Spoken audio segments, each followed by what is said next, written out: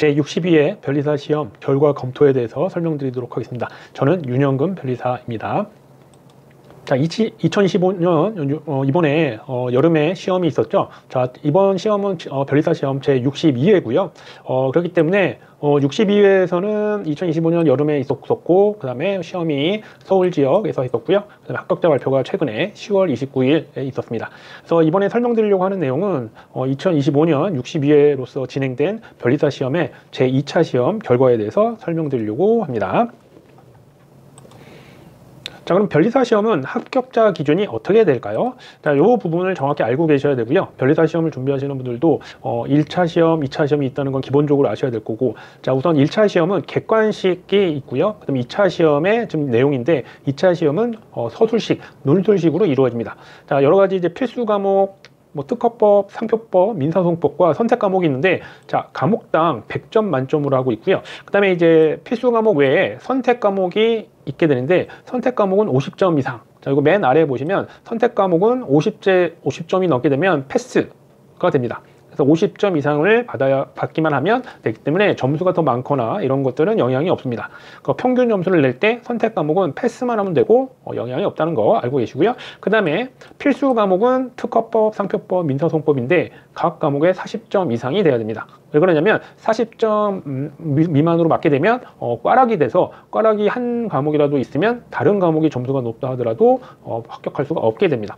자, 그 다음에 원칙적으로는 필수 과목이 60점 이상을 받아야 됩니다. 이게 이제 원칙인데, 자, 여기 보시면 다만이라고 되어 있죠. 자, 이게 왜 그러냐면, 자, 이게 절대평가가 아니고요, 상대평가가 있게 됩니다. 자, 우리가 이제 시험 나중에 좀 이따가 인원에 대한 것도 설명을 응시 인원이 어떻게 되는지 설명을 드리려고 하는데, 자, 필수 과목 60점 이상을 받은 사람 수가 우리가 이제 200명입니다.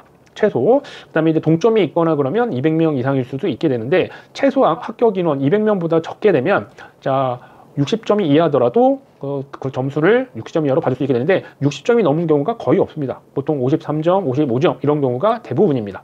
그래서 꽈락은 있으면 안 되죠. 우리 아까 말씀드렸었던 대로 40점인 부분이 있는데, 보통 53점에서 55점 요때 합격 점수가 이루어진다. 근데 이거는 약간 상대적인 게 좀 있다는 거.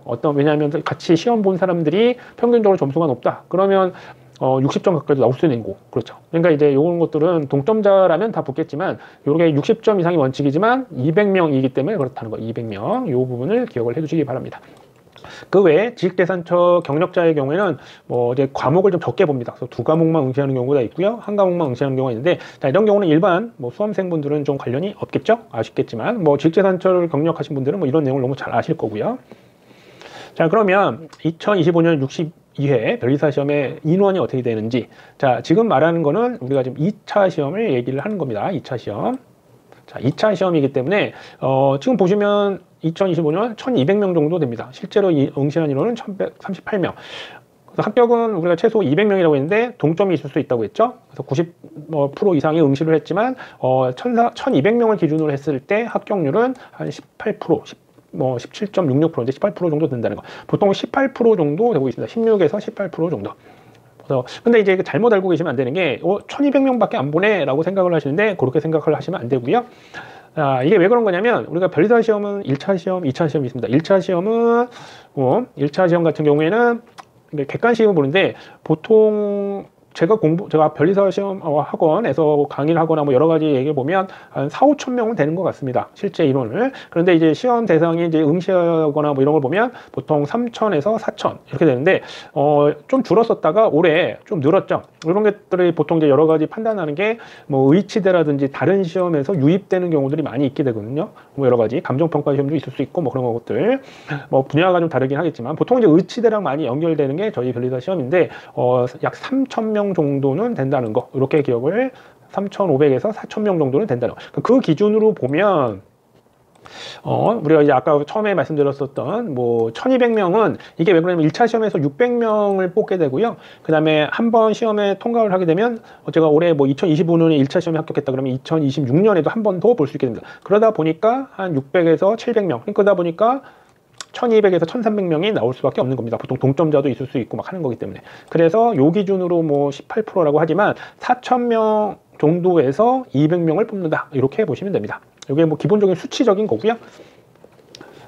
자, 그러면 아까 말씀드렸던 대로 2차 시험의 경우에 보통 그래서 1200명이 그런 것 때문에 나오는 거고요. 실제 응시를 봤을 때 한 18% 정도 받았다. 이렇게 알아두시면 될 것 같습니다. 자, 그러면 본격적으로 세부적인 것들을 좀 보도록 하겠습니다. 자, 성적 분포를 보면 원래는 아까 60점 이상이어야 된다고 했잖아요.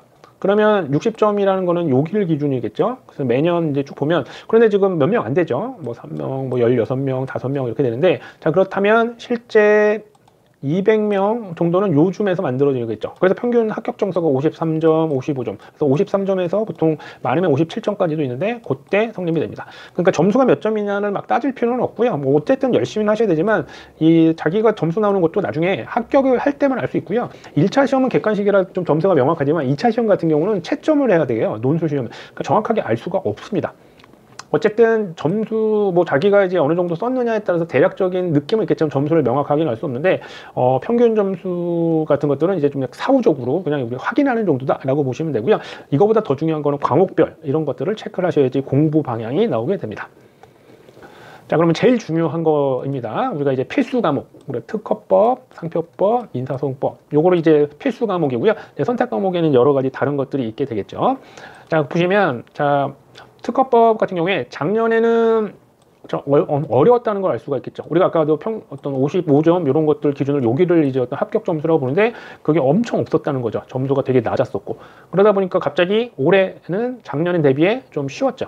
좀 이런 것들이 한 번은 어렵고 한 번은 쉬웠고 이렇게 파도처럼 이렇게 지내오는 경우가 되게 많이 있습니다. 그래서 특허 같은 경우는 좀 쉬울 거라 예상했는데 역시 이렇게. 그렇죠? 이런 식으로 이 부분에 많이 생겼다는 부분은 좀 약간 쉬웠다는 걸 알 수가 있겠죠. 근데 상표법 같은 경우는 이게 예전 한 2020년, 뭐 21년, 20년 이럴 때 좀 어려웠거든요, 점수가. 그러니까 이제 그런 것들의 어떤 반대적인 작용으로 좀 쉽게, 지금 연속으로 2년 좀 쉽게 나온 거를 좀 알 수가 있습니다.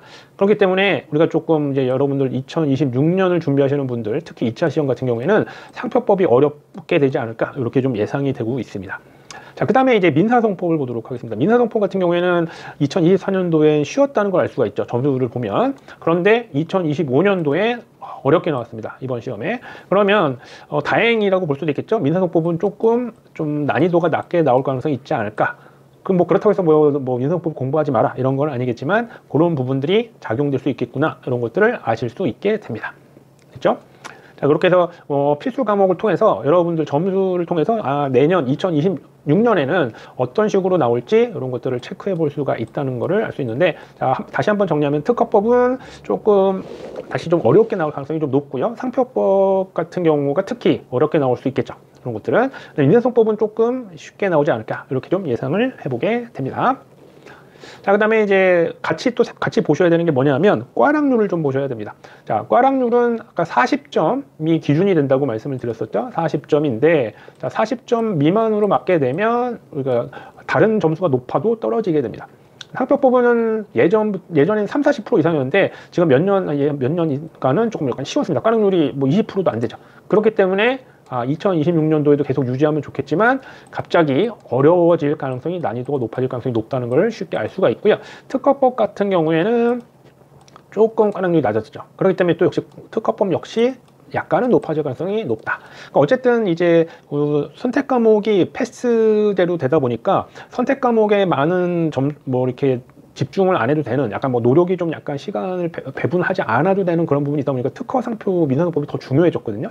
그렇기 때문에 특허, 상표가 이렇게 조금 좀 쉬웠다면 이제 2026년도는 조금 안 좋은 소식일 수도 있겠지만 조금 예상되는 게 좀 난이도가 올라갈 거예요. 상표법은 높아질 가능성이 높겠죠. 그 다음에 민사소송법 같은 경우는 이게 좀 항상 제일 심한 겁니다. 이렇게 왔다 갔다가 제일 심한데 2024년은 꽈락률이 되게 낮았는데 당연히 그 다음에 반등작용으로 높아졌죠. 그렇게 식으로. 그렇기 때문에 이 민사소송법 같은 경우에는 조금 다시 좀 이렇게 난이도를 낮춰야 되지 않을까. 꽈락률이 너무 높으니까. 그쵸? 자, 이런 것들은 이제 뭐 여러 가지 지시가 좀 내려온다고 많이들 그러더라고요. 출제위원한테 이런 과목은 어떻다. 이런 식으로 하기 때문에 이 과목별로. 근데 상표법이 그동안 조금 어려웠었기 때문에 상대적으로 좀 몇 년 동안 쉽게 나오고 있지만 점수를 또 많이 잘 준 것 같아요. 왜냐하면 2025년 시험은 조금 좀 구석진 데서도 나오고 조금 난이도가 좀 어려웠다고 보이는데 채점은 좀 후하게 줬던 걸로 보여집니다. 그래서 어쨌든 난이도는 더 올라갈 가능성이 좀 높아졌다라고 좀 보여주고 특허도 좀 올라갈 확률이 높고 민사소송법은 좀 떨어지지 않을까 이렇게 예상을 하게 됩니다. 자, 선택 과목 설명드리도록 하겠습니다. 선택 과목은 주로 이제 요즘에 디자인 보호법이나 저작권법을 많이 하는 편입니다. 왜냐하면 시간을 많이 들이지 않고 패스제이기 때문에 50점 이상만 맞으면 그냥 합격 그냥 기준이 되는 거기 때문에 그래요.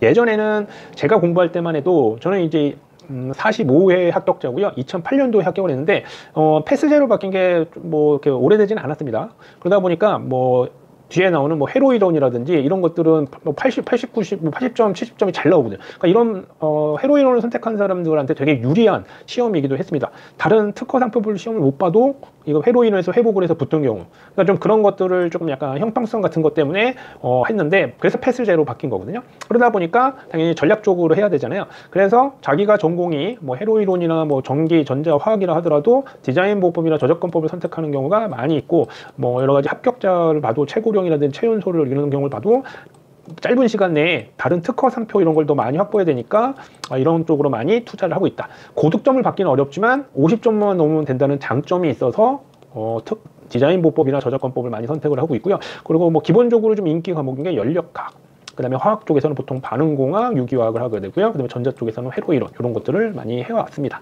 그러니까 패스제라는 걸 잘 기억을 하시고 시간의 배부지라든지 그런 거 어떻게 할지 자기가 전공에 맞춰서 좀 강한 걸 하겠다. 뭐 그게 더 시간이 안 들 수도 있겠죠.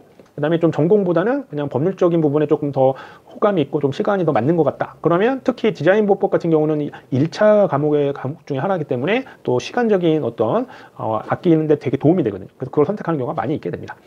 그 다음에 그 외의 과목 중에 또 많이 하는 게 뭐 제어공학 이 정도입니다. 분자생물학, 생물 쪽에서 많이 하겠죠. 그 외의 과목 등은 조금 이제 한두 명 있는 정도입니다. 이렇게 많이. 그러다 보니까 50점만 넘으면 되는데도 이렇게 응시 인원이 적다 보니까 이거의 뭐 비율이라든지 이런 것들은 뭐 매년 너무나도 많이 차이가 나고요.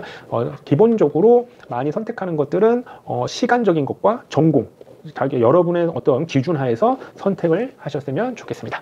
자, 우리 2025년 62회 변리사 시험에 관련된 과목에 관련된 부분들, 성적 이런 것들 결과를 통해서 설명을 드렸는데요. 제가 1탄으로 설명을 드리는 거고 또 다음 콘텐츠에서는 또 이어서 다른 또 여러 가지 결과적인 것들 통계를 통해서 공부하는 방향 또 설명드리도록 하겠습니다. 저는 윤영근 변리사였고요.